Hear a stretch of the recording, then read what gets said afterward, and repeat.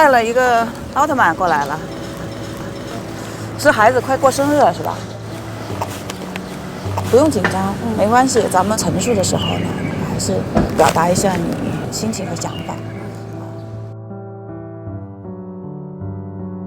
我从2002年开始，就一直关注妇女儿童权益保护，做了500多个案件，比如说家庭暴力、性侵害、性骚扰、抚养权。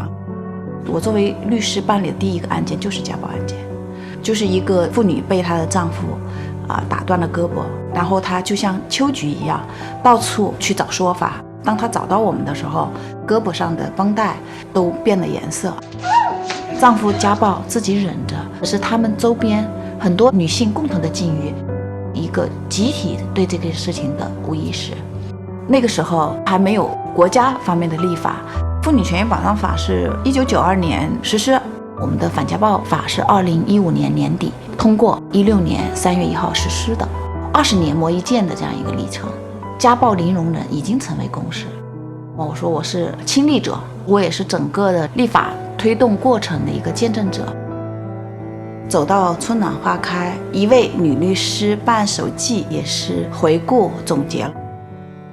2023年6月15号，最高人民法院它发布了叫中国10大反家暴典型案例，案例2就是我来作为辩护人代理的2015年的案子嘛，一个非常弱小的女性长期遭受家庭暴力的受害人，最严重的是男方拿着刀就去砍杀这个海花，他就是趁这个男方喝酒熟睡之际，用菜刀然后把他的颈动脉割断。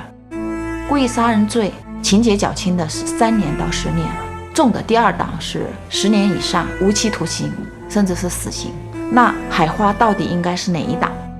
第一次制作笔录的时候，他对自己遭受家暴的这个事情，没有我们想象的说我主动的来去提出来，我也确实很着急。那也是很幸运的是，在这个开庭之前，两高两部出台了关于依法办理家庭暴力犯罪案件的意见，专门针对以暴制暴案件当中什么是情节较轻进行了明确的规定。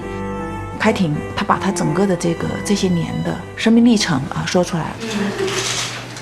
经常打我看，不是手上打击就是脸上打中，他们膝盖和脚上全打。因为当时是很多的人进行旁听，包括妇联人大我们又申请了专家证人，让大家更加理解家庭暴力的这些知识。暴力是针对让他觉得活不下去的那个人，如果那个人消失了，他对其他人不会有暴力倾向。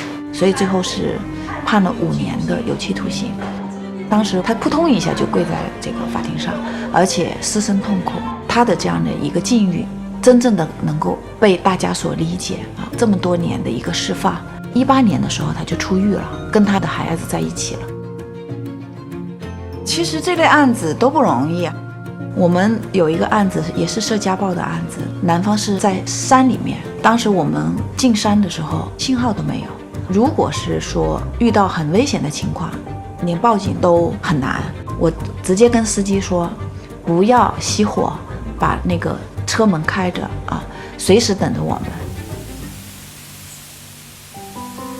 我们今天遇到的这个案子，他是有孩子抚养权，但是被男方藏匿了，然后他23个月没有见到孩子，孩子的奶奶就死抱着孩子不放。一个妈妈怎么样去历尽千辛万苦，一天之内奔波了将近100公里，其实这个过程是非常艰难的，各方面都达到这样一个最大的一个支持的，其实是非常非常难的，确实是有无法撼动的。包括还有就是家暴受害人重新回去的这种情况。所以我就跟同事说，承认自己的有限性，那我们也要尊重他们最后的选择。